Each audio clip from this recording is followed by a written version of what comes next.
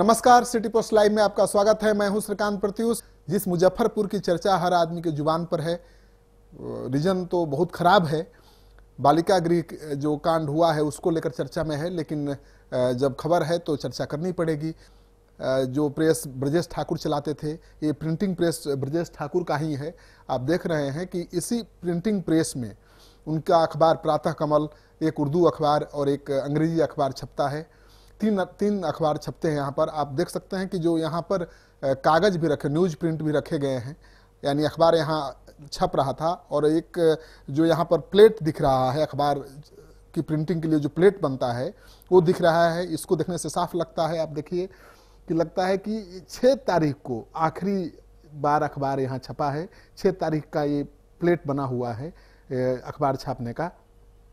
और उसी दिन यहाँ पर पीआईबी की टीम आ गई और सीबीआई ने भी जांच शुरू कर दिया। उसके बाद सारे कर्मचारी भाग खड़े हुए। उस दिन के बाद से अखबार नहीं छप रहा है। इस अखबार को लेकर कई बड़े सवाल उठाए जा रहे हैं और कहा जा रहा है कि ब्रजेश ठाकुर एक अखबार की आड़ में बहुत गोरखधंधे करते थे। 11 उनके एनजीओ थे और सारे एनजीओ को बिहार सरकार से काम मिले हुए थे। हर महीने उनको 40 लाख रुपए से ज़्यादा की रकम बिहार सरकार केवल देती थी एनजीओ चलाने के लिए। अखबार का विज्ञापन अलग से था। इसमें 3 मंजिला बिल्डिंग है और सीढ़ियाँ बनी हुई हैं, गुप्त सीढ़ियाँ हैं, गुप्त रास्ता है, ये सीढ़ियाँ बनी हुई है। इन्हीं सीढ़ियों के सहारे आप ऊपर चढ़ते हुए बालिका गृह पहुँच सकते हैं। तो कई तरह के आरोप लगते रहे हैं, जो खुलासे हो रहे हैं कि यहाँ पर बड़े बड़े रसूख वाले लोग आते थे और यहाँ की लड़कियों को भी बाहर भेजा जाता था। यहाँ लड़कियों के साथ गलत काम होता था। तो बाहर जो बालिका गृह है वहाँ से कोई आएगा तो दिखेगा, क्योंकि ये रिहायशी इलाका है। तो बाहर से कोई नहीं आता था, इसी प्रिंटिंग प्रेस में आता था और ब्रजेश ठाकुर के साथ लोग आते थे और इसी प्रिंटिंग प्रेस से इन्हीं सीढ़ियों से चढ़कर वो पहुँच जाते थे बालिका गृह में अंदर अंदर। तो सबको लगता था कि बालिका गृह में कोई नहीं गया है, बालिका गृह की लड़कियां सुरक्षित हैं। जो भी लोग आ रहे हैं जा रहे हैं वो प्रिंटिंग प्रेस में जा रहे हैं। अखबार का दफ्तर है भाई, प्रिंटिंग प्रेस है, तो नेता और अधिकारी कोई भी आ सकता है। तो लोग वही समझते थे कि जो भी लोग आ रहे हैं ब्रजेश ठाकुर से मिलने आ रहे हैं, उनके प्रिंटिंग प्रेस में आ रहे हैं। लेकिन इस प्रिंटिंग प्रेस की जो सीढ़ियाँ हैं, ये गुप्त सीढ़ियाँ हैं, ये पहुँचती हैं सीधे बालिका गृह में, जहाँ पर आप देखिए पिंजरे जैसा बना हुआ है। लग रहा है कि पिंजरा है, इसी में लड़कियां कैद रहती थीं। यानी लड़कियां कहीं अपने मन से भाग ही नहीं सकती थीं, इतना व्यवस्था है, पिंजरा जैसा व्यवस्था है। लेकिन फिर भी लड़कियां यहाँ से बाहर जाती थी। जरूर इसमें प्रबंधन का हाथ था, तभी लड़कियां यहाँ से बाहर जाती थी। और आप इस प्रिंटिंग मशीन को देख करके अंदाजा लगा सकते हैं कि यहाँ पर 3 अखबार छपते थे। यहाँ पर न्यूज प्रिंट भी है, तो सब कुछ यहाँ हो रहा था। अखबार छप रहा था, यहाँ लोग भी काम कर रहे थे, क्योंकि 6 तारीख का अखबार मैंने आपको दिखाया कि यहाँ छप रहा था, प्लेट बना हुआ है। तो अखबार छप रहा था, ऐसा नहीं था कि पेपर पर था, अखबार छप रहा था। कितना छप रहा था ये तो जांच का विषय है। पीआईबी की टीम आई थी यहाँ पर, उसके डायरेक्टर भी आए थे, जाँच भी कर रहे हैं कि कितना प्रति छपता था अखबार का।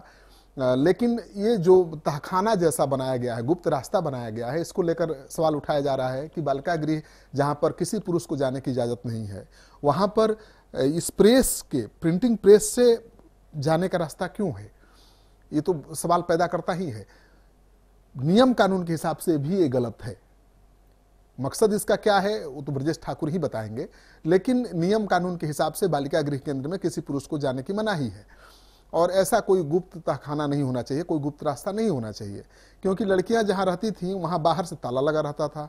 लगता था बाहर से सबको कि सब कुछ ठीक है, सुरक्षित है बेटियां। लेकिन उसी बिल्डिंग के नीचे तह पर जो प्रेस है, इसी में आप सीढ़ी देखिए, इन्हीं सीढ़ियों के सहारे अंदर अंदर कोई भी बालिका गृह में पहुंच जाता था। और यही आरोप भी लग रहा है कि बालिका गृह में लोग आते थे। मंजू वर्मा के पति पर भी आरोप है कि वो भी आते थे, तो वो भी आए होंगे मिलने यहीं प्रेस में ब्रजेश ठाकुर से, और इन्हीं सीढ़ियों के सहारे ऊपर चढ़ते होंगे। तो ये खुलासा जरूरी था, क्योंकि आपको सोचना होगा कि आखिर क्या मामला था। एक ही बिल्डिंग में 3 अखबार के दफ्तर थे, उसी बिल्डिंग में बालिका गृह केंद्र भी था। यानी बालिका गृह केंद्र के साथ साथ अखबार और मीडिया का सारा कारोबार यहीं पर चलता था। ये प्रिंटिंग प्रेस वही है जहाँ पर ब्रजेश के 3 अखबार छपते थे, और इस प्रिंटिंग प्रेस से जो खुफिया रास्ता है वो बालिका गृह के अंदर पहुँचता है।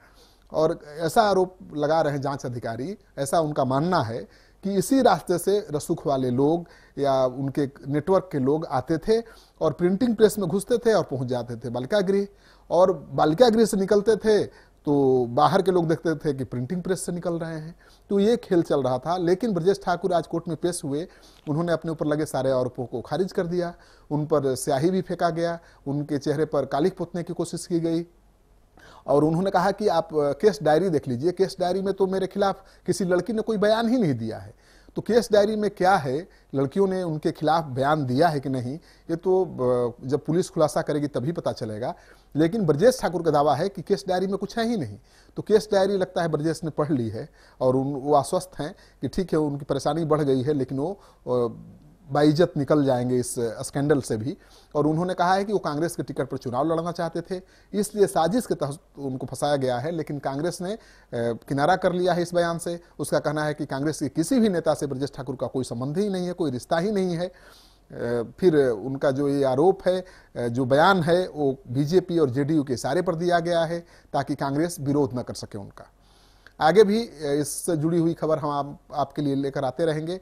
आप को हमारा ये कार्यक्रम अच्छा लगे तो इसको शेयर करिए, हमारे YouTube चैनल को सब्सक्राइब करिए। आपका सब्सक्रिप्शन बहुत मायने रखता है मेरे लिए और आप बहुत सहयोग भी कर रहे हैं, इसके लिए बहुत बहुत आभार प्रकट करता हूँ।